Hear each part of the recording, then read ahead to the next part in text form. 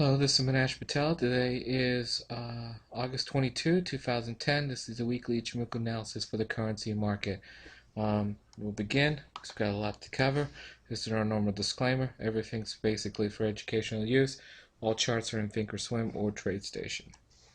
If you look at my contact details, here they are. You could go to eiicapital.com. You can find out more information. You could also follow us on Twitter at Ichimoku Trading. Okay. So let's begin, and as we normally do, let's go look at the Ichimoku heat map. If you look at the heat map, remember we're looking for basically all three time frames, from daily to 120 and 240 to be 5 and above for bullish scenarios and -5 and below for bearish scenarios. If you look here, basically the 120 basically is bearish, 240 is bearish, and the daily is now weakening. So let's look at that and let's see if there's a trade possibly for the daily starting to come up, because the lower time frames are getting stronger and stronger on the bearish side. So it seems like they're influencing the euro on the daily time frame. So we're definitely going to look at the euro there. If you look here, this is bullish, US CAD bullish, and then daily starting to get stronger. So we're going to look at the US CAD too. If you look here, all the lower time frames from the 120 and 240 are pretty much consistent, and the dailies are weakening now. So it seems like the lower time frames are starting to influence the higher right now. US yen is exception here. We'll have to look at that one, see what's going on there. CAD yen, pretty much across the board. The only thing that's weak now is the 240, but the daily starting to slowly break down too. Okay. Let's enlarge this. And if you scroll across, you can see that basically the Shikao is the only problem that we're having with the daily time frame for CAD yen. All the other time frames, euro yen, are all breaking down too on the bearish side. So basically everything is strong on the yen side. Okay, let's go look forward. Same scenarios. CAD Switzy is bearish, so that's interesting. So we'll look at that one too. So we've got a lot of currencies to look at, so let's go and start now so we don't waste any time. Let's go look at the Euro USD as we normally do. As we outlined on last week's video, we pretty much were at a major resistance level, and pretty much we needed a pullback to happen in order to see exactly what happens. The pullback happened. It was a drastic pullback. In fact, it came all the way down to the Kijun-sen Tinkin-sen. So price did equalize with the Ichimoku indicators. Now the key is what's going to happen here on a weekly time frame. You know, if this breaks down further, then we have a possibility of retesting the lows. However, if it comes and breaks this little pivot high here, then the euro is going to pretty much go higher and go to levels of 35.07 and above. So we really don't know yet. We got to wait and see what's going to happen here. But it did do what we were expecting, which was pretty much pull back to what we needed it to be. If you look at the daily time frame, as we mentioned for the weekly, it was a drastic pullback. It definitely happened. If you look here, it crossed the Kijun-sen, and now it's trying to go to a thin cloud. The thing that this won't go bearish right away is because this Kumo future. Look at it.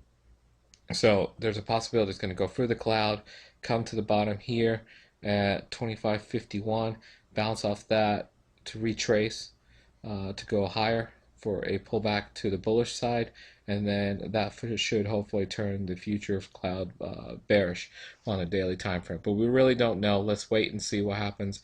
But right now, on the shorter time frames, I'll definitely look for opportunities on the bearish side. And if we quickly look at the 4-hour, you could see that it's broke down on Ichimoku cloud here at 5 o'clock on August 11, and pretty much it came down here and staying down here, has been consolidating, and then it broke the last low right here on 9 o'clock on August 20th, and pretty much from there it's just sitting there hovering around this now new resistance level. This resistance is now what the support it broke. So it's going to be interesting to see what happens. This level right here is kind of key on the 240 minute right here, right there. Whoops. So on a shorter time frame, 27.30 is key, and then if it breaks this low, this is going to go lower all the way down to 25.41. So it's going to be interesting to see what happens on a Euro USD. Okay, let's go back to the weekly. Let's go look at the US CAD. US CAD, if you remember, let's go look our heat map. Let's go to the very beginning. US CAD basically seems like the lower time frame is starting to influence the daily. Let's see what it looks like on the weekly. Weekly pretty much is consolidating, has a chance to get to 55 over here. Price level right here to the top of the cloud, and then pretty much it's ranging, and the short-term range is here and then here. So that's that for the weekly, but it's pretty much consolidating. It's been consolidating for a little while. So let's go look at the weekly time frame. Weekly time frame, exactly what the daily time frame, exactly what the daily is saying. It's basically consolidating, going sideways. However, it does look like it's sitting there trying to break out. Key levels are going to be here, here, and then here. Well, if you look, of course, this is the last high, but this seems like it's trying to break out to the bullish side. Reason why is the 120 and 240 are now starting to get stronger on the bullish side, and you could see that on the 240 time frame, how pretty much it broke out of the cloud, gapped up, got right to this resistance level, and pretty much hovering around this resistance. So if it breaks this resistance, it goes higher to the next one. This seems like it's trying to make a move to go to the higher side. Okay. Let's see what other currencies we're going to look at. We looked at the US CAD, Australian USD. Let's go look at Australian USD.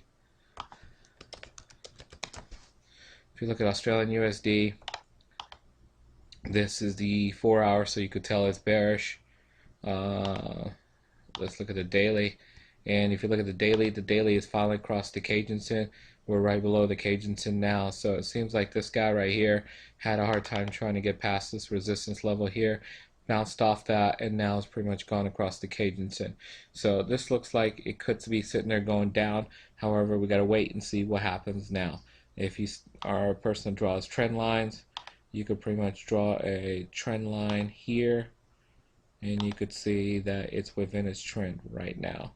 So let's wait and see what happens over that trend, but it does look like it's sitting there trying to get to the cloud and trying to flip over, but time will tell. Again, there's nothing there. You gotta wait and see what happens, but the lower time frames are starting to influence the higher to go to the bearish side. Okay, we'll look at one more. Let's go look at the US yen. US yen is pretty much hovering around this level. We've had a triple bottom on the US yen over here, and doesn't seem to break that at all. So as the more and more time it gets to not breaking it, there's a high probability that things going to reverse. So I'll be very careful and start looking for maybe a counter trend opportunities to go to the bullish side on the US yen. But it's pretty much hovering around right now on the daily, and if you look at the 4 hour, the 4 hour now looks like it's trying to break out of the cloud. The key level is going to be right here, and see if it gets there and then starts breaking that to go higher. This is the Ichimoku video for currencies for this week of August 22. You can follow us on Twitter at Ichimoku Trading. Have a good week trading.